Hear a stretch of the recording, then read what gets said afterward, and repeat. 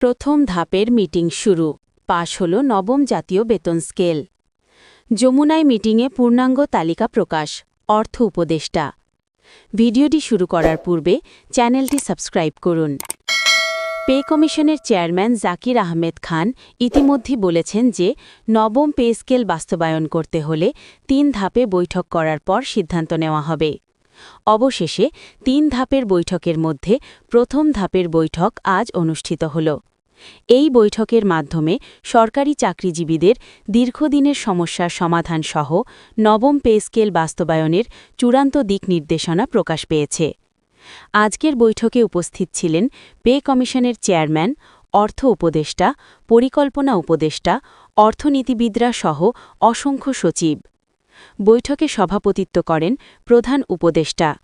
তার নেতৃত্বেই নবম পে স্কেল বাস্তবায়নের চূড়ান্ত সিদ্ধান্তের কথা বাস্তবসম্মতভাবে তুলে ধরা হয়। বাংলাদেশের ১৪ লক্ষ সরকারি চাকরিজীবীদের বেতন বৃদ্ধি করা কাজটি খুবই জটিল বলে মন্তব্য করেন প্রধান উপদেষ্টা নিজেই।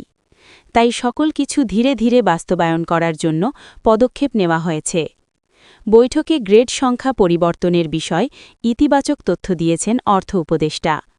তিনি প্রাথমিকভাবে বেতন বৃদ্ধিসহ সকল বিষয়ে নেতিবাচক মন্তব্য দিলেও এখন অর্থনৈতিক ভারসাম্যতা রক্ষা করার লক্ষ্যে বেতন বৃদ্ধির বিষয় সোচ্চার হয়ে ওঠেন।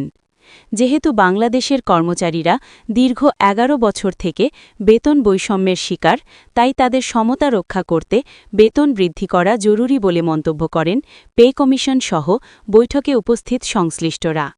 তারা সবাই বেতন বৃদ্ধির বিষয়টিকে আমলে নিয়ে আগামী ১ জুলাই থেকে কার্যকরের নিমিত্তে জোর প্রচেষ্টা শুরু করছেন। পে কমিশনের চেয়ারম্যান জাকির আহমেদ খান ও অর্থ উপদেষ্টা মিলে প্রাথমিকভাবে আলাপ আলোচনা করেন। এরপর তারা বৈঠকে উপস্থিত হয়ে সরাসরি বেতন বৃদ্ধির জন্য ১ জানুয়ারি ২০২৬ ডেডলাইন প্রকাশের বিষয়টি তুলে ধরেন। প্লিজ যারা এখনও আমাদের চ্যানেলটি সাবস্ক্রাইব করেননি তারা অবশ্যই সাবস্ক্রাইব করুন। আজ বৈঠকে পূর্ণাঙ্গ তালিকা করা হয়েছে, যেখানে থাকছে ৩ ভাগে বেতন বৃদ্ধির সুবিধা। প্রথম থেকে দশম গ্রেডের কর্মকর্তা, ১১ থেকে ১৬ গ্রেড ও ১৭ থেকে ২০ গ্রেডের মাঝে নতুন তালিকা প্রকাশ করা হয়েছে। কর্মচারীদের বেতন বৃদ্ধির বিষয়টিকে আমলে নিয়েই ৩ ভাগে ভাগ করে এই সুবিধা তৈরি করা হয়। বিশেষ সূত্র জানিয়েছে ৩ ভাগে বেতন বৃদ্ধি করার অন্যতম কারণ হচ্ছে বৈষম্য দূরীকরণ। ২০২৫ সালের নবম পে স্কেলে যাতে কোনোভাবেই বৈষম্য ঠাঁই না পায় সেই দিকগুলো বিবেচনা নিয়ে বেতন বৃদ্ধির চূড়ান্ত পদক্ষেপ গ্রহণ করা হয়।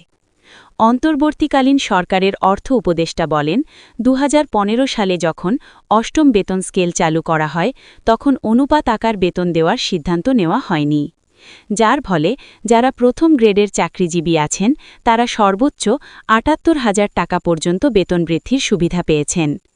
অপরদিকে যারা নিম্ন গ্রেডের কর্মচারী আছেন তাদের বেতন সর্বনিম্ন ৮,২৫০ টাকা বহাল রাখা হয়েছিল। কিন্তু অন্তর্বর্তীকালীন সরকার নতুন নিয়মে বেতন বৃদ্ধি করার সিদ্ধান্ত নেয়। কর্মচারী মহলের সদস্যরা স্পষ্ট ভাষা জানিয়েছেন, আমাদের বেতন এমনভাবে দিতে হবে যাতে কোনো প্রকার বৈষম্য না থাকে। তাই অন্তর্বর্তীকালীন সরকার অনুপাত আকারে বেতন বৃদ্ধি করার পদক্ষেপ হাতে নিয়েছেন। তাদের ভাষ্যমতে যদি অনুপাত আকারে বেতন বৃদ্ধি করা হয় তাহলে কর্মচারীদের মাঝে থাকা দীর্ঘদিনের বৈষম্য চিরতরে বন্ধ হবে। বাংলাদেশ সহ পার্শ্ববর্তী প্রায় দেশগুলোয় অনুপাত আকারে বেতন দেয়া হয়ে থাকে, তাই বাংলাদেশেও অনুপাত আকারে বেতন বৃদ্ধি করা যৌক্তিক বলে মনে করেন সংশ্লিষ্টরা। ভিডিওটি চলাকালীন সময় এখনও যারা চ্যানেলটি সাবস্ক্রাইব করেননি তারা অবশ্যই আমাদের চ্যানেলটি সাবস্ক্রাইব করুন।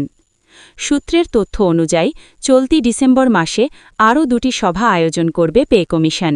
এরপর জানুয়ারির শুরুতে আরেকটি পূর্ণ কমিশনের সভা হওয়ার কথা রয়েছে। ওই সভা শেষে জানুয়ারির প্রথম অথবা দ্বিতীয় সপ্তাহে কমিশনের রিপোর্ট জমা দেওয়ার সম্ভাব্য সময় নির্ধারণ করা হয়েছে। নাম প্রকাশ না করার শর্তে সভায় উপস্থিত পে কমিশনের এক সদস্য জানান, ৩ ধাপে নবম পে স্কেলের সুপারিশ বাস্তবায়নের প্রক্রিয়া এগোবে। প্রথম ধাপে কমিশন তাদের চূড়ান্ত রিপোর্ট জমা দেবে।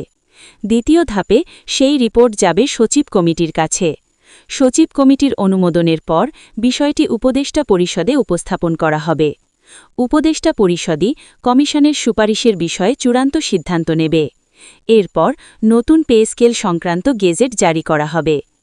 গ্রেড সংখ্যা ও বেতন কাঠামো নিয়ে কমিশনের প্রস্তাব সম্পর্কে জানতে চাইলে ওই সদস্য বলেন, কমিশন একটি ড্রাফট তৈরি করেছে ঠিকই, তবে সেটি এখনও চূড়ান্ত নয়।